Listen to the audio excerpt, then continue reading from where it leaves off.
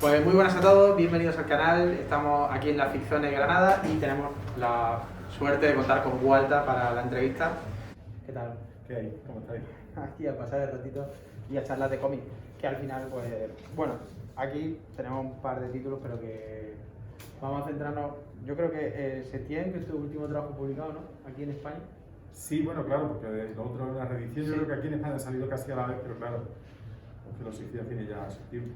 Que vuelves con robot un poco, porque bueno, veníamos de la visión. Sí.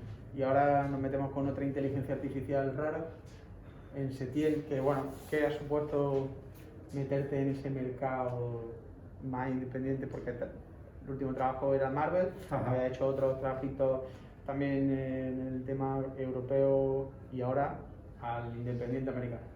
Bueno, hombre, diría que ha sido un paso arriesgado si no fuera de la mano de Jeff Lemire, que era un guionista de reconocido prestigio, y la editorial, aunque es de nueva creación, realmente tenía pocas referencias, pero me dieron mucha confianza, nos dieron mucha libertad, entonces, de alguna manera, el pasar de ser exclusivo en Marvel a esta obra independiente, pues realmente, ya digo, ha sido un riesgo bastante calculado. Vamos, y desde luego me alegro muchísimo de haber dado ese paso. Porque eso de TKO al final es una editorial que, bueno, está teniendo bastante popularidad aquí dentro de lo que se está publicando en España y bajo la perspectiva que yo tengo del canal se ha recibido bastante bien. Pero, ¿qué tal es trabajar con TKO? Porque a los lectores, bueno, cuéntanos, porque para nosotros es una editorial totalmente desconocida. Pues ya digo, yo no tenía referencia, bueno, en parte casi nadie las tenía, solamente había 3 trabajos anteriores que todavía no estaban publicados, pero ya habían sido terminados.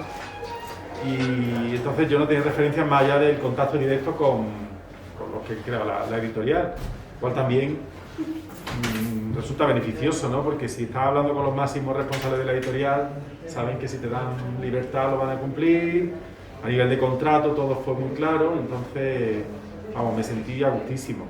Y vamos, ya digo que con ganas de repetir. O sea, sí, con Jeff Lemire imagino que bien, ¿no? O sea, sí, estupendamente. Vamos, de hecho, yo le escribí un mensaje felicitándolo por sus trabajos y me dijo que quería trabajar conmigo y en 2 semanas me había mandado el guión de Sentience. Entonces fue todo rodado. Y desde entonces he hecho una miniserie en Dark Horse, Barbarian, que él es solo co-guionista.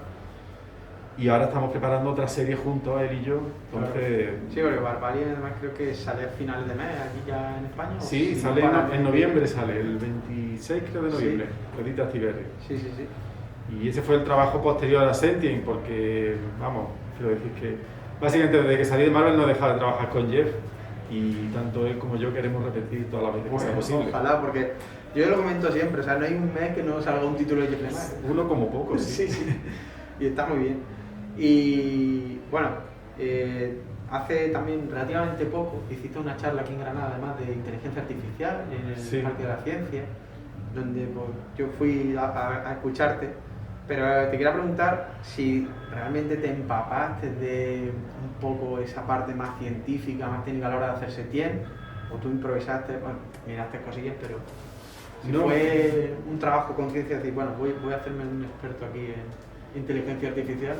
Ya digo, vamos a ver, yo partí ya de la base del guión, que realmente la documentación que Jeff ha manejado en realidad ha sido bastante somera. Ya expliqué en la charla que lo bueno de la narración es que te puedes concentrar en aspectos distintos al que se centraría un científico. Y yo pienso que quizá demasiada documentación puede ser también un impedimento cuando hablas de una ficción de este tipo, ¿no? Vamos, en todo caso, una prima de mi mujer que es aficionada a los cómics, es experta en robótica y de vez en cuando yo le preguntaba alguna cosa por si era algo demasiado extraño, pero por otro lado creo que son campos diferentes que pueden de hecho retroalimentarse. El cómic te da esa libertad de exagerar un poquito más. Claro, te centras en la historia, en esa hipótesis y realmente pues no sabes si es posible que una inteligencia artificial de ese tipo llegue a producirse. Por otro lado, hablando con Paco, con el experto en inteligencia artificial, pues realmente tampoco íbamos tan desencaminados y de hecho él disfrutó mucho del TVO. Sí. Y a mí lo que me sorprende es porque en la visión, es verdad que al final son sintozoides, son robots, pero tienen ese aspecto humano. Entonces es más fácil ahora, imagino, ¿no? A la hora de dibujarlo, ¿no?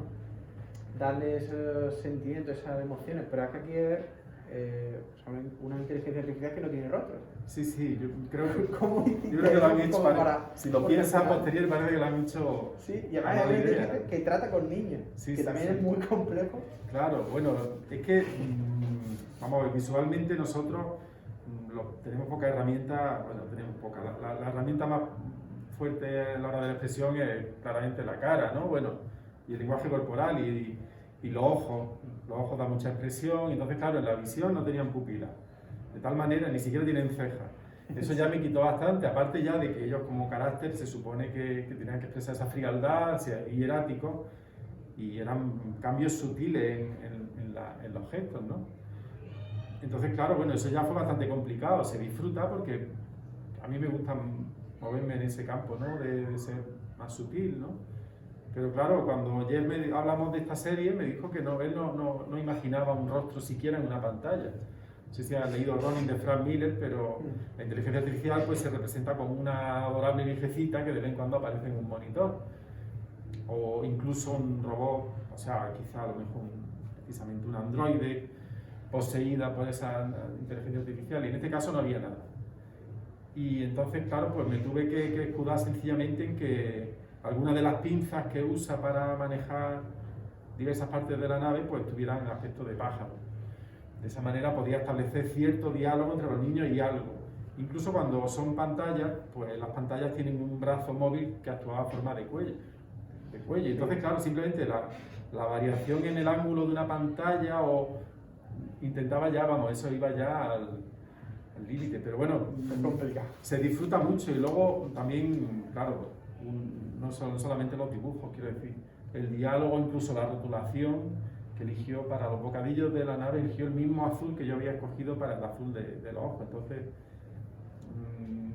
yo he comprobado que la gente que ha leído el TVO se hace una idea del personaje, cuando en realidad no aparece por ningún lado, o aparece por todos lados, porque la propia nave es el personaje, ¿no? Entonces, bueno, es difícil, pero son recursos, o sea, son desafíos que se disfrutan mucho, yo lo disfruto mucho. Y por ejemplo, del Bosque de los Suicidas, que ya ha pasado tiempo desde que lo hiciste, ¿lo ves ahora y sigues disfrutando, o eres de los que eres un autor que ve tu obra pasada y dices, uy, esto lo cambiaría así? Hay una cosa peculiar, porque normalmente cuando acabas de hacer algo solo le ves los errores. Sí. Pero cuando empieza a pasar más tiempo, también ves que a lo mejor hay cosas que te planteaban menos, quizás de forma más intuitiva aparecían como con más naturalidad, y hay cosas que se pierden por el camino. Porque uno va tomando decisiones, hace un tipo de historia, vas perfeccionando tu oficio, y eso también te hace perder cierta frescura. Entonces, bueno, el Bosque de los Suicidas se me mantiene bien también porque el guión es muy bueno, y pienso que si te lo lees, te enganchas, que al final, en definitiva, es lo que importa. Sí. Y ya digo que el tipo de dibujo así más sugerente, pues yo no dibujo de esa manera ahora.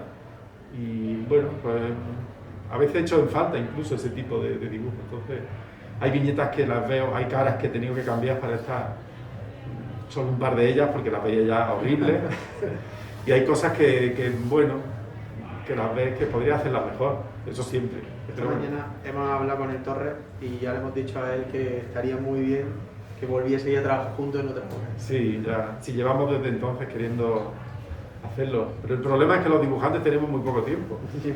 Si yo pudiera hacer 5 TVO a la vez, pero casi un TVO al año o lo que sea, entonces hay que pensar dónde echar la energía y es complicado. Pues sí, y hemos pasado, o sea, has dibujado género de terror, los thrillers, un poquito superhéroes. ¿Qué hay ilusión en cuanto a género? No sé, a lo mejor dibujar una comedia romántica o algo así muy pasteloso, no sé. Porque si te haría ilusión algo que se saliese de lo que ya he hecho, en cuanto a género. Sí, hombre, yo tampoco pienso en los géneros de forma tan... Termino respondiendo siempre lo mismo. Si lees alguna entrevista soy muy repetido, pero de hecho es que vuestras preguntas hacen que me plantee por qué me gusta un tipo de historia y no otra, porque si no, no le daría más vueltas. Es como cuando te preguntan la influencia. En todo caso, yo creo que tengo un gusto de alguna forma transversal, en el sentido de que lo que me gusta, el tipo de historia que me gusta, puede atravesar varios géneros o puede encontrar ese tipo de historias en varios géneros sin ser exactamente ninguno de ellos. O sea, por ejemplo, a mí el género de terror no me gusta todo el género de terror. No me gusta toda la ciencia ficción. Los superhéroes es muy complicado, una historia me motive. Entonces, de alguna forma, si como dices, pues hay una comedia sentimental o lo que sea, que se parece o tiene algo de lo que me gusta de la historia, pues sin problema. Hombre, yo creo que la comedia es más difícil de hacer en TVO, ya puesto. Creo que pasa un poco como el cine, o sea, hacer un sketch, un gag, complicado. Un par de veces que he tenido que hacer, cuesta mucho trabajo que eso haga gracia o que tenga ritmo, pero... Sí, yo lo digo, al final, la comedia y el terror para mí son los géneros más difíciles de desarrollar. Sí, bueno, y el cómic, sí. Y el terror en cómic, claro, no tenemos el susto que te da, no tenemos la música, el story solamente tiene la vuelta de página como sorpresa y tú decides el ritmo. Claro, porque al final, el bosque de los suicidas, pues en este caso, sí que, o sea, yo lo catalogo como un género de terror, un thriller terrorífico, pero sí se consigue muy bien, tanto por tu parte como por la del Torre, esa atmósfera casi claustrofóbica del bosque, de todo. Luego cambiamos a la visión, que también tiene ese punto macabrillo. Sí.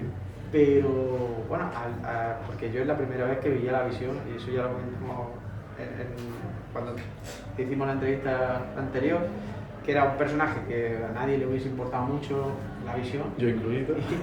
Y tú lo redactaste de una forma muy sorprendente. Entonces es complicado hacer eso. Sí, bueno, en el cómic, hombre, precisamente he hablado de la atmósfera, eso creo que sí se puede hacer en los TVO. Tiene una cosa repetitiva y también que tanto el guionista como dibujante, colorista sí lo hay, digamos que viñeta tras viñeta vas metiendo al lector en tu universo, sí. Con cosas a lo mejor imperceptibles como el trazo, el tipo de color que usa, el tipo de letra, son todos recursos que son como machacones casi subliminales que un cineasta no tiene a su disposición. O sea, un cineasta puede manejar la luz, darle un filtro, usar el ordenador, pero la cara del actor es la cara del actor, mientras que yo con el dibujo puedo transformar las proporciones como quiera y todo eso no ofrece un impacto inmediato, pero va calando. O sea, si uno piensa en un cómic dibujado por Moebius, pues el trazo, la perspectiva, todo te da una sensación aérea, espacial, sí, y un poco surrealista, que es solamente su trazo y su composición, no lo va a ver. Mientras que si ve un Sin City de Frank Miller, ve el blanco y negro, ve una cosa cortante precisamente, sin medios tonos, literalmente, medios tonos en el dibujo y en la narración. Entonces, luego la historia, digamos que deshace el dibujo, pero esos elementos están muy presentes. Y es una herramienta poderosa que tenemos nosotros. Sí, y a mí también lo que me gusta mucho, por ejemplo, la historia autoconclusiva, como es Setien, que al final pues no tiene un recorrido como se puede hacer en el personaje superheroico, es decir, que te importe de verdad lo que le pasa a los niños desde el primer momento, que sientas esa preocupación por ellos, o sea, es de alabar por vuestra parte, porque no es lo mismo cuando llega la muerte de Superman, ostras, tú ya has leído 200 cómics de Superman antes, normal que te importe si ha llevado... Sí, por eso no te estás planteando que seguramente claro, resucite, pero bueno. Sí, también, pero aquí ya desde el principio, en tan pocas páginas, hace que se sienta ese valor del personaje. Bueno, eso también, eso es, Jeff es que es un guionista buenísimo. A mí, no en el sentido de identificarse con los personajes, pero me llama la atención cómo una obra de ciencia ficción necesita describir las premisas de partida. Normalmente se dice, año 2000 no sé cuánto, las grandes corporaciones, y en este caso simplemente con un par de páginas en las que la protagonista habla con el capitán de cómo está la Tierra, sí, informa al lector a la vez que al capitán de cómo está la situación y ya con un par de pinceladas. De la misma manera la segunda página es la protagonista con su madre y en 4 viñetas en el guión ya se veía que se querían. Entonces, y ves la relación, además, en la página enfrentada, la relación del niño con su madre, pero eso es que Jeff es que es un guionista buenísimo. Sí, la verdad. Porque que sí, lo que uno tiene que intentar es llevar ese guión visualmente al lector. Y ya para terminar, que si te da tiempo a leer, recomiéndanos alguna lectura que hayas disfrutado.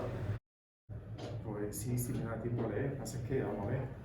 Mira, he leído hace poco Tiffi Tondu, que me gustaba mucho hace tiempo, lo estaba reeditando Dolmen y me encanta.